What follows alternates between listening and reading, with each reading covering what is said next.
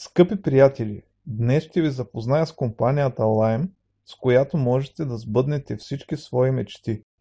Основател на този проект е Екатерина Цуканова, чудесна майка и чудесен човек. Компанията Lime е регистрирана в Лондон на 6 декември 2019 година. Който се съмнява, може да кликне на линка и лично да се убеди. Има две платформи за печелене – Lime рубли и BitLime криптовалута. Вие избирате или комбинирате. На 23 септември 2020 година на платформата BitLime стартира програма за автомобили. Двама партньори вече са получили автомобили.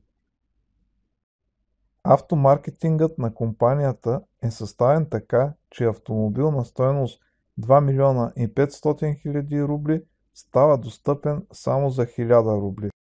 Компанията има щедър маркетинг. Вие може да се убедите, като видите следните 3 слайда – Lime, BitLime и BitLime Auto. Тук може добре да се печели, защото освен заплата може да се получава и реферал. Колкото повече хора зарегистрирате, толкова по-голяма заплата получавате. А също така, в колкото по-голяма матрица сте, толкова повече клона или бизнес места ще имате, които циклично ще ви донасят доходи.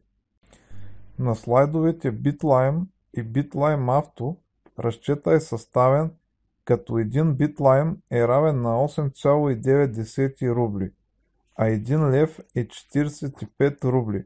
Сега курсът е по-висок и той постоянно расте, затова и вашата заплата ще расте. Ограничение на заплатата в нашата компания няма и вие може да заработите толкова, колкото смятате за нужно.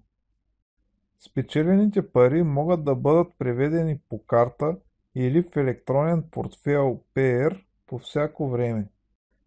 Имаме силен екип. В екипа вече има 20 милионери, които са изтеглили парите си. Има възможност за пасивни доходи, благодарение на работата в екип, преливания и клонинги от висши партньори. Само вие решавате колко да участвате в проект. В компанията има безплатно обучение и личен куратор, екипни чатове за всички партньори.